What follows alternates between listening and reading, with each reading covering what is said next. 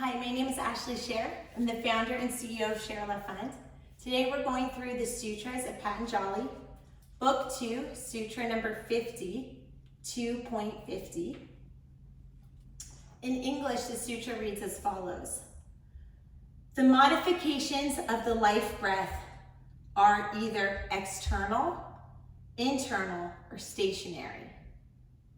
They are to be regulated by space, time, and number, and are either long or short.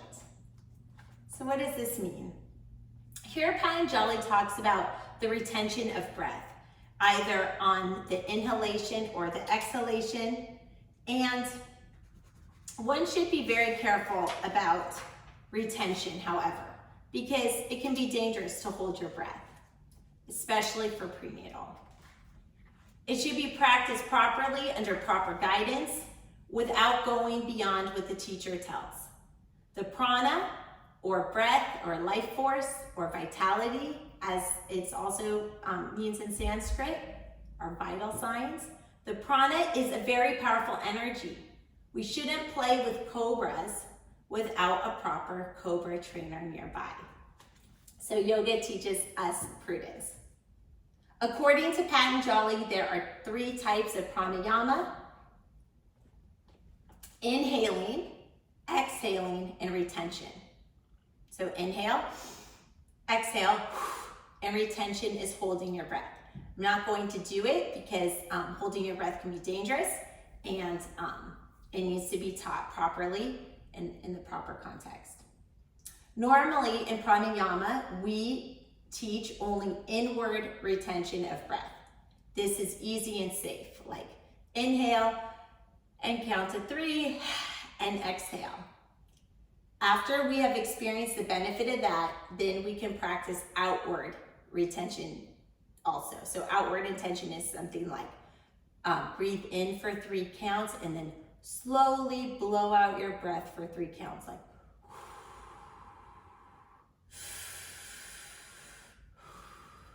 like this.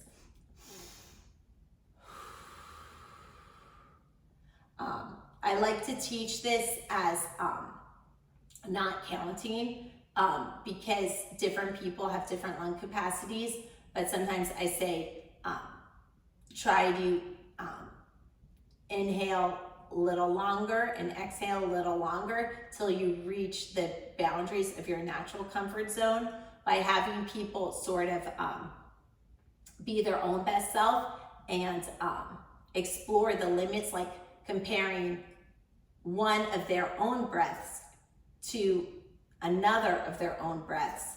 That generally keeps people in the safe zone, whereas picking a number, like everybody in a group class is going to breathe in for 10 counts and breathe out for 10 counts. Not everyone's the same. So I find that it's try to measure the people against themselves, like even for a stretch.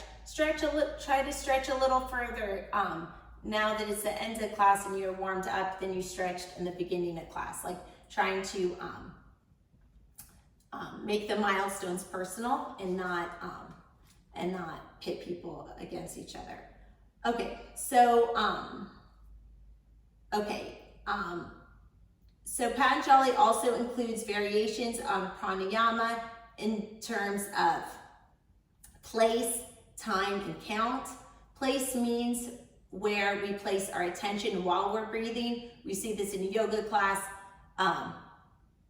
Let's stretch our side body and breathe into your side body to open your rib cage. So where do yoga teachers get that idea to say, breathe into your side body to open your rib cage? Well, apparently yoga teachers get that idea from Sutra 2.50, Book 2, Sutra 50 of the Sutras of Patanjali. So here we're talking about the Sutras, which is yoga philosophy, but we're also getting a deep dive into the origins of yoga and why we do the things we do as yoga teachers. Okay, so place means where we place our attention while breathing. The base of the spine, its middle or higher regions. Time means how long we retain our breath.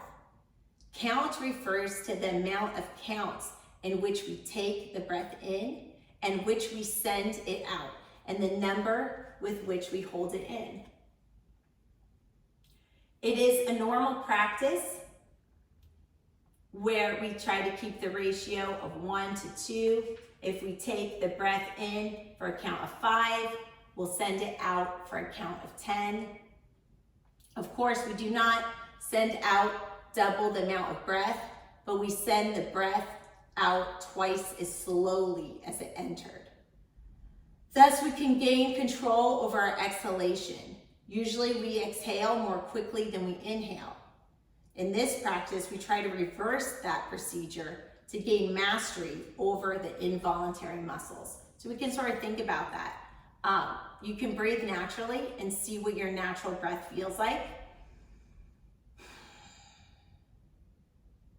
And be cognizant. Do you feel that you naturally, when you're not thinking about it, inhale, take more time to inhale than exhale? Is your exhale faster? And then you can play around with that. Trying to equalize your inhale and exhale. Trying to expand your exhale within the boundaries of safety. Obviously, don't do it if you feel lightheaded and so forth.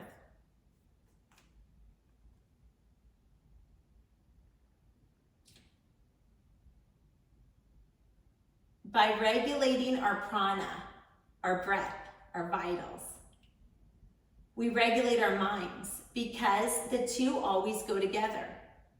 If one is controlled, the other is automatically controlled as well.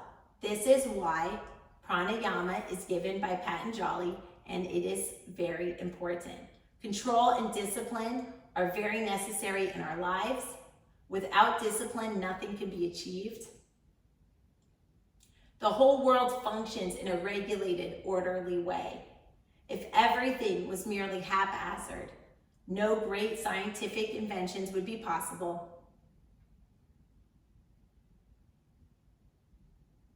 Nor would they be necessary. If the sun, moon, and earth didn't rotate in a disciplined way, how could calculations be made to send up a rocket? If all of a sudden the earth decided, I'm tired of rotating at this speed, why don't I move a little faster? Where would the Apollo mission have been? Scientists can split atoms because atoms function in an orderly way at a particular velocity. Throughout nature, we can observe discipline. It is only human beings who, in the name of freedom, say, I can just do anything I want. I don't want discipline. Nothing should bind me. Think about the birds when they flock at a certain time of season. You know, if a bird is like, yeah, I'm not gonna do that migration this year. Like, yeah, I like my home. I like my nest. You know, then it'll die. It's only people that, you know, kind of waver, like, oh, should I go to work today? Should I not? Should I call in sick? Everything else is following the natural order, or it's not surviving. Nobody need bind us or tell us the way if we already know how to follow a particular discipline. But when we do not know, we should listen to those who do know how to do it. I have a car that can go 120 miles an hour and I know how to drive it. Why should I stick to 55 mile an hour speed limit? Why should I pay attention to traffic lights? Do all these disciplines exist to enslave us? No. Discipline actually gives us freedom. It helps us be safe. Within boundaries, we have more freedom. If everything was haphazard, we could enjoy less freedoms. If nobody obeyed traffic lights, it would be total chaos. We wouldn't have the freedom to go places and travel safely. Having rules and being restricted actually can give us freedom. So that is an interesting way to think about rules and restrictions. If I'm not controlled by radar or helicopter patrol, I will be itching to press down on the gas pedal a bit more. Because we know there's consequences for our actions, it keeps us in check.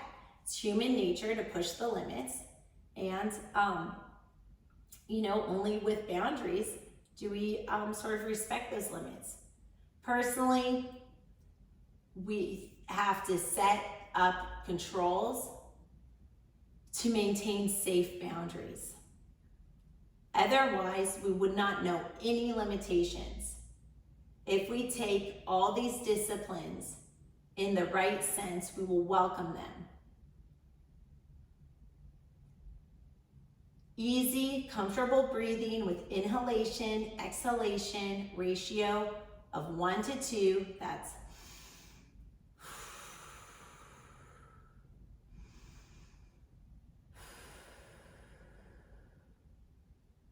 starting with 5 counts in and 10 counts out, generally increasing the counts to 10 or 20, or you can start with 1 count in, 2 counts out. Also sort of depends how fast people count. So, you have to do what's comfortable. You don't want to be lightheaded. After practicing this for a while, we can add some retention. Inhale for 10 counts, retain for 5, exhale for 20. Then keeping the 10-20 ratio, we can increase the retention gradually from 5 to 15, then 25 to 40, and stop there. From that point on, the number of pranayamas should also be increased. That's breath work. Sometimes people read about 1:4:2 ratios in yoga books and immediately begin their practice there. This can be unhealthy and dangerous. It is not the ratio in which you practice pranayama or breath work that will help you. It's the amount of pranayamas that you do at the stretch. It's the amount of breathing. So the ratio is not as important as having a comfortable seated position and taking 3 breaths. And then the next day, maybe having a comfortable seated position and just trying to take 20 breaths and being comfortable in stillness. It's the repetition of breaths that helps us master our mind and body and control our nervous system. We don't need to win an award for the longest breath or the best breath ratio. It's just more about breathing.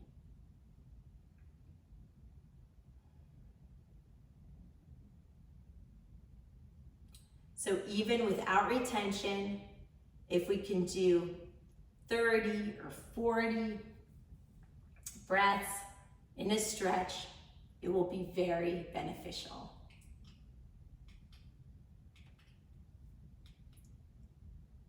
We have a little technical difficulty, but we'll work on it. So we can just breathe while we try to end this video. So think about the stretch, and I encourage you to see how many breaths you can take in a seated position before you get stir crazy.